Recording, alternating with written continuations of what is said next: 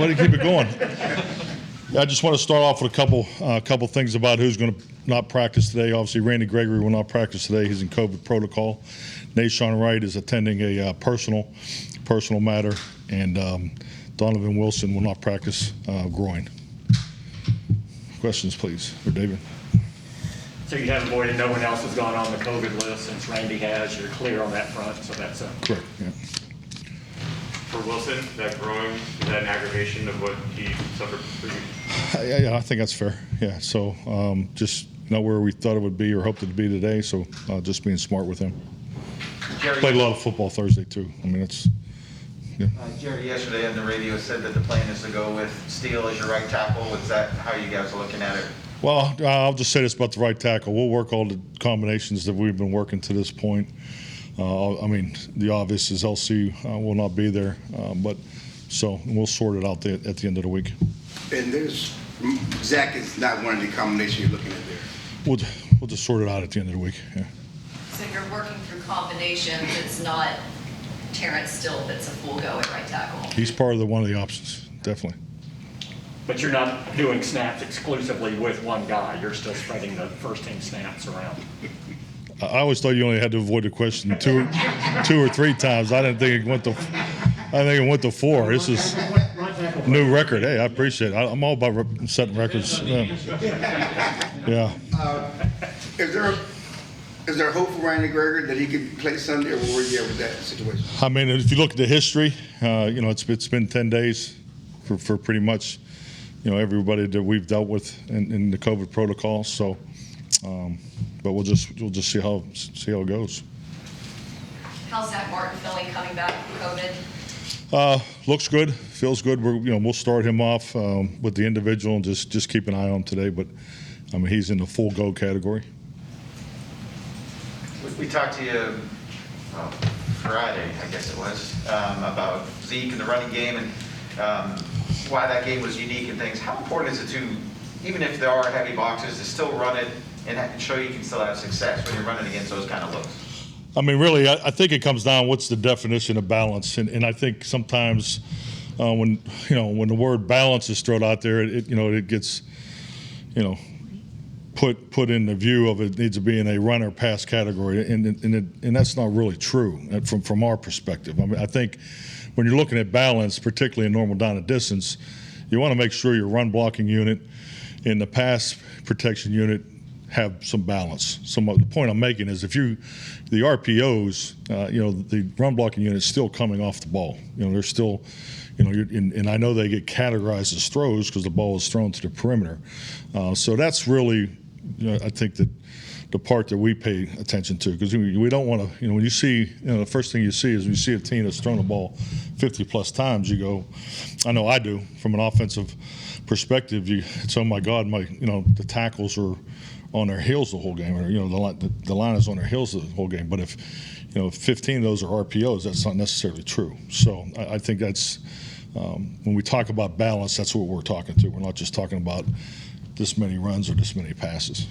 Do you care at all whether yards are yards, like you're saying, Kellen has said. Mm-hmm. Does it matter, or over the course of the game, is there something to be said for you still have to have that presence, otherwise you kind of go away from it and then suddenly you're one-dimensional? I mean, it's not beating your head against the wall, but I mean... Yeah, no, I think you've answered the question. It's more about the threat and the activity up front. I think at the end of the day, we want the yards. But there are body blows, particularly when you're playing against certain defensive linemen or particularly pass rushers. You don't want to be where your tackles vertical setting all day. So I mean, you got to have the opportunity to give different sets, jump sets. Obviously run game, coming off the ball, different combinations. So that's where our focus is. So, but yeah, I mean, it's when you see the stats, it's, oh my God, they're not running the ball enough, and I've heard that one time before. So I get it, but our goal is to make sure we're taking care of our front guys along with the production. Has Zeke ever expressed any frustration to you over that? No, he hasn't. Really hasn't. I know I say this all the time, but he's the same guy every day. I mean, he's in the quarterback meetings earlier, so he's all football. He understands exactly the why of what we're doing. So he's definitely on board. Did you think, Mike, did you think in the game there were times where on the RPOs you could have run it a few times where maybe you didn't, or were you pretty happy with the? No, I was happy with the decision making. I think like anything, when there's always an extra element. That's why you throw the ball. So where is the element? Is it an immediate threat? Is it a depth, a threat from depth? So those are the things we really look at. And something I'm very particular on. I think when you do have the extra hat, there's certain angles to the ball carrier that you got to be in tune with. And at the end of the day, if you're going to leave a free hat for a runner, I've always preferred to leave the vertical one, because the horizontal shot is a hit. It's a potential, ball extraction opportunity for the defense. So all those things play in it. That's why coaches work the hours that they do, and that's how we implement it. But at the end of the day, the quarterback has to make that decision, and I thought Dak had a very good night last week in that area. Yeah, from a physical standpoint, I hear what you're saying about yards to yards, but at the goal line, red zone, is that where you want to be better running the ball, though, just so you can run in those, because it's going to be. No, that's a good point. Every year, let's be honest. The red zone is. That's a different animal in itself. There's less space down there. There's a type and a style of run game that you have to have down there. Phone booth, common color, those types of things. But when you do get the ball out on the perimeter, like the one opportunity in the second level blocking is at a premium too. So that's the benefit of the RPOs, or the run pass options, the PRPs we call them. So we have different types, and that's why it's important to, once again, it's more responsibility for the quarterback. The line and the run blocking unit still, coming off the ball. So, and there's obviously benefits that come off of that with the action pass. What was the coaching point for Blake on that play, the second level block? Block to safety. Yeah. But specifically technique-wise, anything? Wow, not bad. We're on to the Chargers. If you don't move Zack Martin out to right tackle, is there a consideration that having him at right guard really helps your center or solidify that offensive line? In other words, is that one of the considerations that you would perhaps not make that move? Definitely, and also, the right guard definitely helps who's playing right tackle too. So I think at the end of the day, Zach playing right guard is a huge benefit to us, because just the caliber player that he is, as far as his ability to win a matchup, but also what he brings inside, with the recognition and so forth. The guards and centers are definitely trained the same. So there's calls. Crowd noise, we're going to work it this week. I don't know how big of a factor it's going to be, but those things are something you really focus on when you have a young center that the guards can help. Does Dorrance replace Randy? Say it again. Does Dorrance replace Randy? Yeah, definitely. Dorrance will take a lot of those reps. I understand that you loved the off-season that Steele had.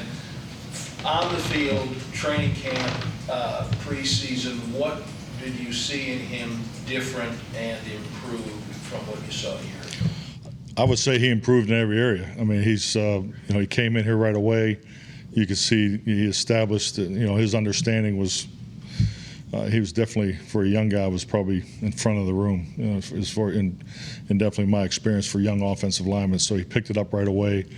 The thing you saw right in the conditioning part of it when you had the rookies is, he could run, he could really move. So we were excited about that. But, coming off his experience last year, he just really needed to and committed to the weight room. So he's a lot stronger. And he does everything the same way every day. And I came from the training room before I came in here, and Zack Martin comes in there and gets taped the same time every day, and Terrence Steele comes right after him the same time every day. And I was just talking to trainers about it, and because you're always in tune with the veterans, kind of helping the rookies. And I was just made the point to him. I said, if I was a young offensive lineman, I'd follow Zack Martin around all day too. So that's the kind of guy Terrence Steele is.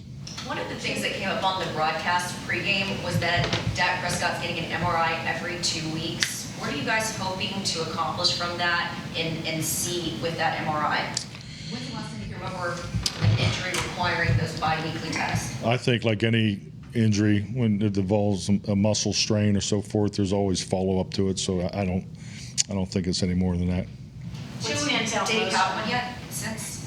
I'm sorry? Hasn't had another one since the last? I can't, I'm not exactly sure. Joey Bosa has proven his ability to wreck offensive game plans throughout his career. In watching tape, what stands out about his pass rush? Well, he's has a lot of length. Is that a fine? You guys fine? Okay. Just noted. He's in charge of the fines. That's an issue. I mean, really, when you watch him play, and I mean, obviously coming out as a high pick and just at Ohio State, he's a very smooth athlete, has excellent twitch, a lot long levered than I think you realize, because we haven't played these guys, and this will be a new experience. This is what we refer to as an uncommon opponent, so we spend a little more time on that in the team meetings and the early group meetings, making sure we really identify their personnel, and he was definitely at the top of the list, for our offensive guys. So just an excellent player, has great understanding. They're moving around. There are multiple defensive front football teams, so we got to be really good at locating him and knowing where he is at all times. When we talked to Dan Quinn on Monday, he was talking about Justin Herbert, his ability, eyes are always up, move, not to run, but to throw the ball. Does that seem, is he, for a young player, that seems like it might be a very advanced thing? Do you agree with that? Very impressed with him. I mean, obviously he was Rookie of the Year last year, but his ability to not only keep his eyes down the field, he has the athletic ability to make plays in and out of the pocket. But he can make any throw, all quadrants, and it's the perimeter group too is they're very long levered. I mean, this is a very tall receiver group, and you'll see a lot of contested catches. The catch radius on all their guys is significant. So that that's what we're preparing for. Their yards after the catch will probably be one of the better teams that we compete against this year. So not only are they uncommon, but we feel like we have really good tape. We spent time on them in the off season, but I've been impressed with their personnel. Are young quarterbacks better prepared to play these days than they were 10, 15 years ago? I think it's. I'm not being critical. I think it's a very general.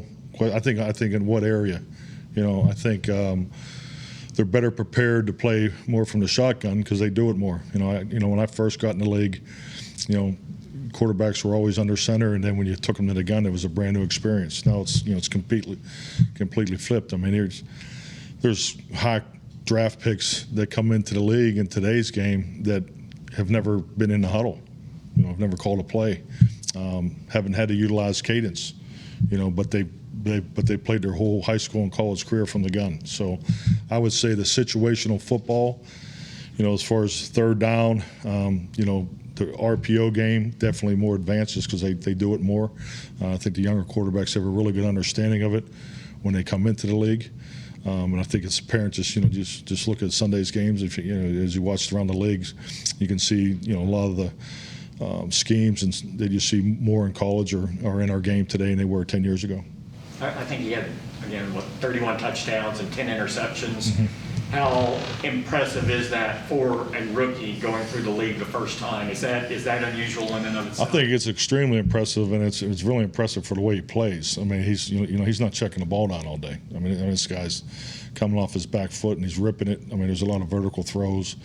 Just a lot of 50-50 balls. I mean, that's why we're really focusing on the contested catch because of the size of the receiving group. They're never covered. And when you play that aggressively and go 31-10, I think that's significant. How do you prepare for that catch radius in practice? How do you simulate that? Well, frankly, compete. We have some long levered guys too. So I mean, it's more of an emphasis, and you just try to generate those types of throws in situations in the competitive periods. What did you feel overall about your ability to pressure Brady in that opening game consistently over the course of the game? Where would you rank? We can be better. I think our transition rush and I know our defensive front, they spent a little extra time this morning together. So just to learn from that and make sure we're set on this next plan. This is it's an early season game, so you're going to have a lot of unscouted looks. It's a new opponent. They've come off of a really nice road win. They're playing with a lot of confidence. So we're looking forward to the challenge. You got a young left tackle, Slater. highly regarded guy. What did you think of him coming out? I mean, obviously he's left tackle and played at a high level, and I think the fact that they redid their whole offensive line has been impressive. You had Brian and Corey, two former players. So I think the center and tackles that they're good players. They're guards. Some moving parts there. So, but for just playing week one, we thought they did a really nice job. Mike, you talked about Joey Bosa and some of the personnel you'll face on defense. When you look at Brandon Staley's defensive system, how is it different than what you've seen for much of your time in the league? Well, I mean, I see a lot of Vic Fangio in them, and I've competed a lot against Vic over the years. So, I mean, there's a commonality there. But, I think what you appreciate from Brandon, is you look at any coordinator, when you look at a coordinator's background, there's usually, if he's a defensive back coach or if he's a defensive line coach, you can see starting points, emphasis, where the thresholds of, which part of the defense do they stress, the front end or the back end. Brandon, I think with his offensive background, former quarterback, he looks at the game, from a quarterback's perspective. The point I'm saying is, you see a lot in their disguise. They hold their disguise, a little longer. They're trying to, the whole theme of making the quarterback play 1 second later. That's a common theme that you see in defenses that are high in scheme and high in disguise, and he definitely has a heck of a system that presents that challenge. He had a couple of drops that he took ownership of. What's been his mindset this week? Yeah, I think really what was his mindset at the end of the game. I mean, I think he did a really good job, turning the page during the course of the game, and that's what I really appreciate about CD. But no, he's the same guy every day. He's dialed in. How helpful do you feel it is when a coach has experience on the opposite side of the ball? So you mentioned with Brandon having a bit of an offensive background, you see some coaches with a defensive background, but maybe their first year, their offensive quality control. What sort of impact is that? I think it's a great asset. I think it's should be part of every coach's background. I think coaches that go the quality control path, even former players that come in quality control path, it's such a great experience. I mean, there's things that you do as a quality control coach, thought process, work ethic, have a complete understand the analytical approach to how everything's broken up. I think it's a huge benefit, and I know I look back in my days as a quality control coach, there's still thought processes and things that I use from that experience. And Mike, you talked about uncommon opponents, and Staley, obviously, you went against his defense last year with the Rams. So do you have to guard against, we know this guy, here's what they do, when they go to a new team, their personnel and all that? So. Well, I mean, no, to answer your question, I don't think we need to guard against that this particular week, because obviously he's coaching a different team. He has different personnel.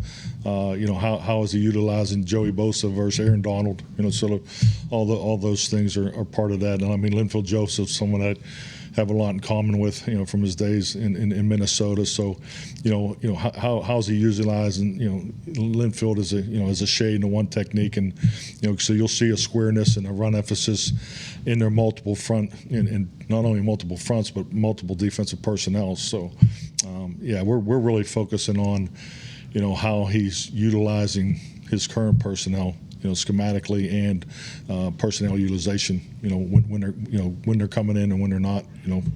With his three nickel defensive personnel. So we got to really make sure our guys are dialed into the recognition of who's in the game.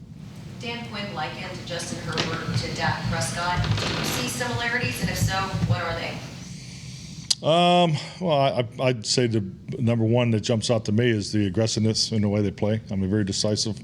It's definitely they can play both in the pocket and out of the pocket. It's in extend plays, make throws. Throughout, and frankly, they both play with a lot of confidence. Thank you. Thank you.